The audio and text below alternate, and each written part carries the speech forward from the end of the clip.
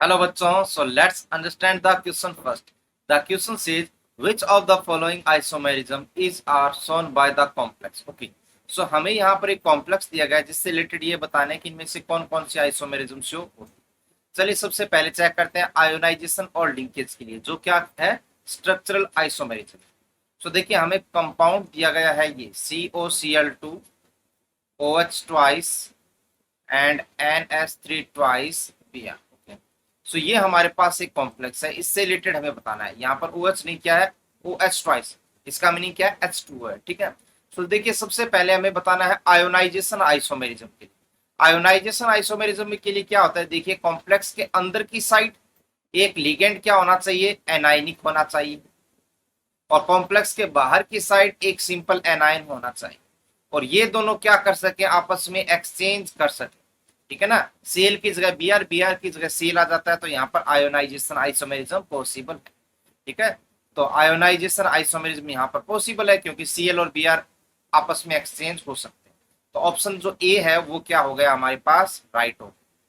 Linkage isomerism की बात करते हैं तो हमें पता है कि एम्बिडेंटेड लिगेंड होना चाहिए, लेकिन यहाँ पर कोई भी एम्बिडेंटेड लिगेंड प्रेजेंट नहीं है। इसका मतलब ये क्या होगा, लिंकेज आइसोमेरिज्म शो नहीं करेगा। ओके, ऑप्शन नंबर सी की बात करते हैं तो देखिए ये हमारे पास जो कॉम्प्लेक्स है ये किस फॉर्मेट का है, ये है MA2B2 एंड C2 टाइप का। तो इसके ज्योमेट्रिकल आइसोमर्स बनाने हैं, तो इसके लिए हम क्या करेंगे, जैसे MA2B2C2 होते हैं तो हम क्या बनाते हैं, पेयर्स बनाते हैं। ठीक है, तो चलिए स्टार्ट करते हैं पेयर नंबर 1 से।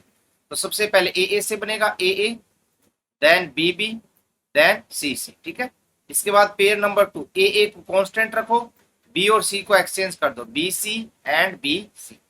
अब सेकंड AA के बाद BB को कांस्टेंट कीजिए, तो BB को यहाँ पकड़ा है तो यहाँ पर क्या बनेगा, AC एंड AC। ठीक है, फोर्थ ऑप्शन की बात करते हैं तो BB हो गया, अब CC को पकड़ दो भाई, CC को पकड़ा है तो क्या बनेगा, AB एंड AB पेयर बनेगा। सो इन सभी से हमने सारे पेयर्स बना लिए। अब इसके बाद आते हैं, देखिए जैसे BC को पकड़ते हैं। ठीक है, वापिस से B और C को पकड़ा है तो क्या बनेगा, AB और AC, क्या बनेगा, AB और AC बन गया। अब मैं कहूं कि अगर AC को पकड़ते हैं तो क्या बनेगा, AB एंड BC बनेगा, AB एंड BC, जो कि यहाँ पर आ चुका है। तो यहाँ पर इसके अलावा और कोई भी पेयर नहीं बनेगा, तो हमारे टोटल जो ज्योमेट्रिकल आइसोमर्स है वो कितने हो गए, यहाँ पर 5 हो। अब ऑप्टिकल आइसोमर्स के लिए क्या कैसे चेक करते हैं, हमें पता है कि किसी भी एक पेयर में इस तरीके से कोई भी पेयर नहीं हो, ना ए टाइप हो और ना कम से कम ऐसे दो इस टाइप की हो। ठीक है, तो ये भी OI शो नहीं करेगा, ये भी ऑप्टिकल आइसोमेरिज्म शो नहीं करेगा। यहाँ पर B आ गया और AC हो गया तो ये भी शो नहीं करेगा। यहाँ पर CC आ गया तो ये भी नहीं करेगा। और यहाँ पर देखिए ना BC AB AC कोई भी सिमिलर नहीं है, ना तो ए टाइप का है, ना ये मतलब जैसे AB या BC या AC टाइप का है। तो ये यहाँ पर क्या करेगा, ऑप्टिकल आइसोमेरिज्म शो करेगा। दो आइसोमर्स बनेंगे D एंड N, क्या D एंड N।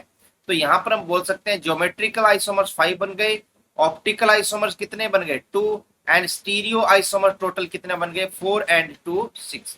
तो इसका मतलब ये है कि ये ज्योमेट्रिकल ऑप्टिकल आइसोमर भी शो करता है, ज्योमेट्रिकल भी करता है, एंड आयोनाइजेशन भी हमने देख लिया। सो ये इसके राइट आंसर हो। So hope you understand the concept well. Best of luck.